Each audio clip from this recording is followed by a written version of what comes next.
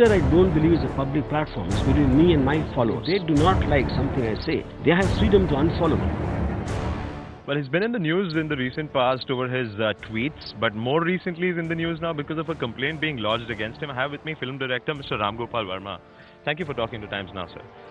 Are you aware of this complaint that was lodged against you in a Mumbai police station where you're accused of obtaining a loan of 5 crore rupees and then you haven't paid them back?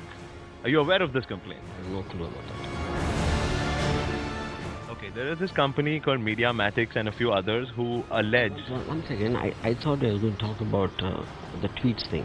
I didn't know it was about this. Well, we will talk about the tweets as well. Anyway, I don't want to talk about this because it is subjudice. I don't want to talk about this. I don't because I don't know anything about it. Okay. Yeah, that's the reason. Yeah. But is there a... I don't know. Oh.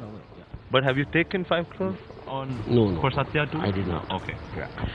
You know, now we come to talk about the tweets.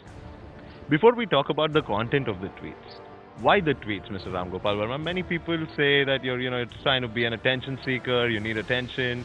Must you have an opinion on every possible thing? Okay, I'll ask you a question. Why is the Twitter there? Anyone who's on the Twitter, obviously it is for attention. And attention, there's no such thing as it is a bad thing. Anyone who puts a tweet, he wants to share a thought, he wants to share an opinion, not a view. That's the whole reason why Twitter is there in the first place. Not only for me, anyone else who uses the Twitter account. Yeah. Sharing a thought which you know will hurt people. How would you look at that? To express an opinion, I have a fundamental right as a free citizen in a democratic country. One, okay?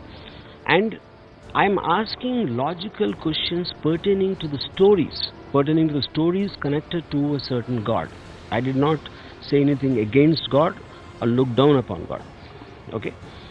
Now the point is, what I'm really surprised when I'm saying something, okay, when asking a question, what is the whole thing of this free speech about if I cannot express an opinion? Okay. One. Second is, anybody who knows me remotely, whether it's the media, and Twitter I don't believe is a public platform. It's between me and my followers. Okay? If someone chooses to follow me, only they are getting to hear my opinion, and if they do not like something I say, they have freedom to unfollow me. So I don't believe I said it in a public platform like the way it is being said. And then I also clarify this. My intention was to ask a question pertaining to the story which I heard to get a logic from my followers. But it was not supposed to deride or insult someone else who follows it. Okay? My intention was not to hurt anybody in the context. Expect this backlash. That is my first part of the question, and I'll ask you another part.